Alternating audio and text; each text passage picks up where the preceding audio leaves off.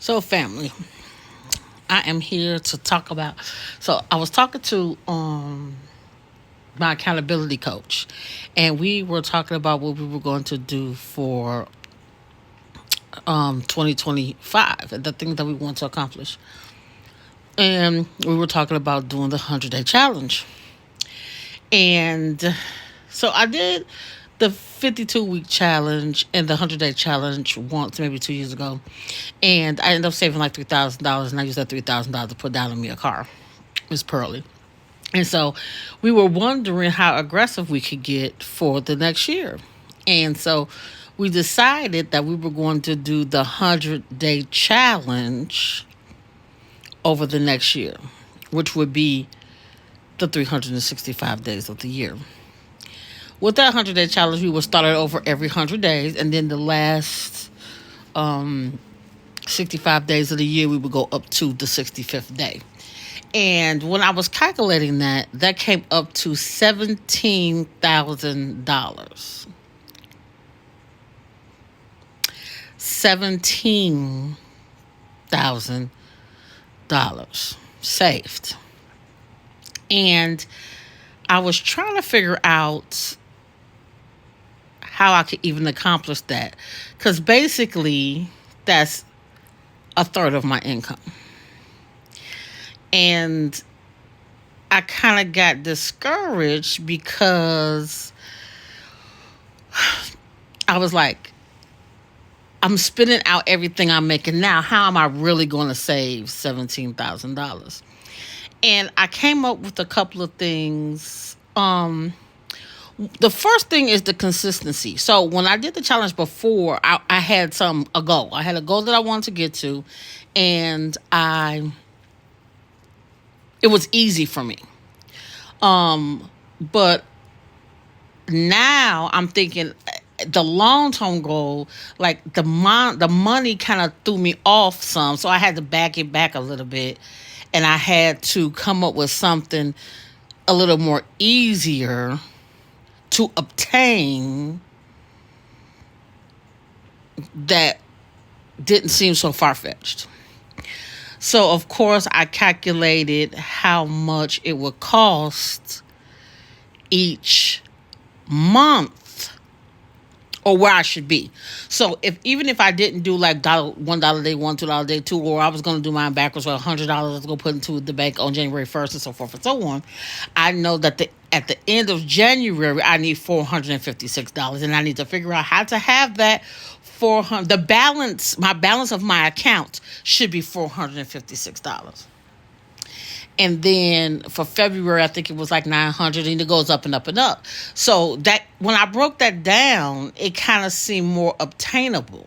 So it got me to thinking about some reasons why we may not do something, why we may not accomplish anything, why we may start, why we may procrastinate, why we're hesitant, why we don't jump out there, because the end result seems so far-fetched or so scary or so far away that we kind of just give up on the whole thing.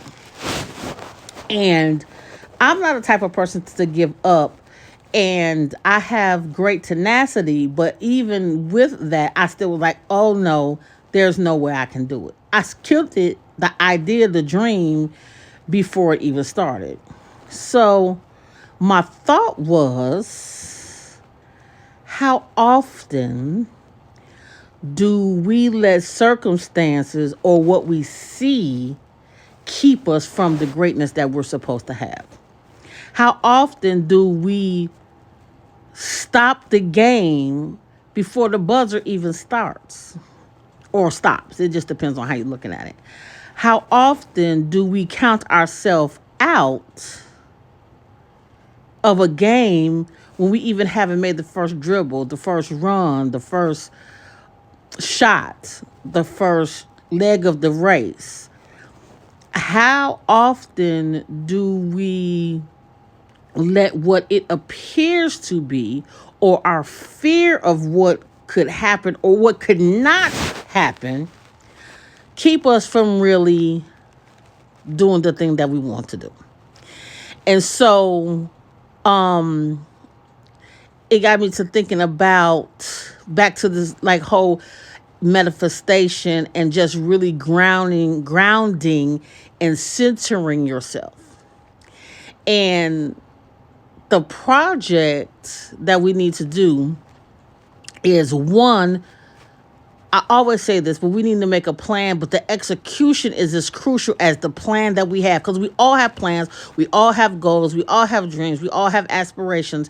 No matter how big or small, we have something that we want to obtain, that we want to do, that we want to get rid of, that we want to enhance, that we want to increase. Sometimes it's monetary. Sometimes we want to lose weight. Sometimes we want to have a better relationship. Sometimes we want to fix a relationship. Sometimes we want to get new jobs. There's so many things that you could do. It doesn't always have to be what I'm always talking about is money. It doesn't always have to be that, but it has to be something. And we have to, more than ever, one, make the plan. And two, execute. And if you ever listen to me talk, I say the execution is very crucial. But what I found is that having an accountability partner is very crucial. And I'm going to tell you why. So recently I had got diagnosed with congestive heart failure. And my sisters are constantly on me. My daughter wakes me up every day before she goes to work and force feeds me my medicine. And you would think at almost being 55 years old, I'm 54. At being 54 years old, I wouldn't need these things.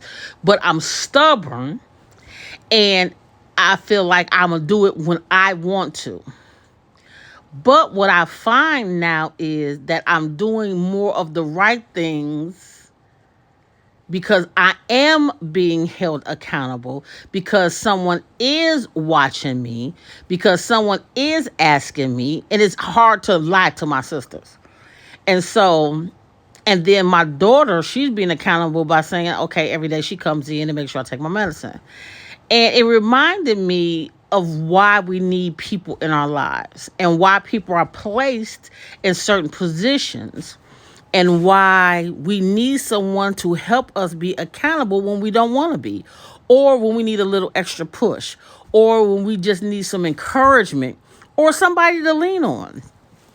And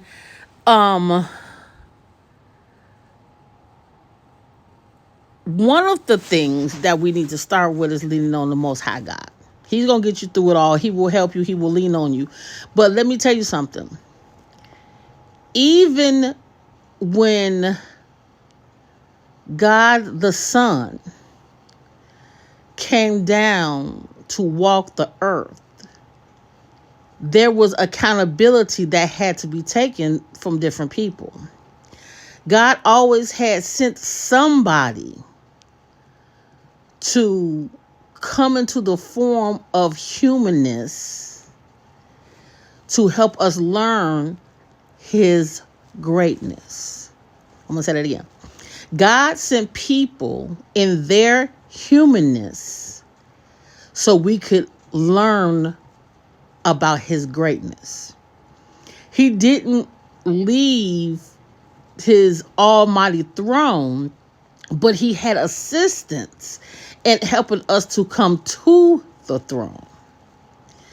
And that assistance was through the people on the earth, the signs, the wonders, the miracles, the prophecies, the sight, the love, discipline, so many things that he gives people to help us to stay in line with what he wants for our lives, to nudge us in a certain direction. He uses humans to show us his greatness. And so the next time someone gives you advice or a suggestion, don't be so quick to blow them off. Plant the seed of information in wherever you hold your information, so that is there when you're ready and when you need it. And also spend time with the Father, and fellowship and reading and love and all of those things, so that you would know what he wants from you. You can hear him.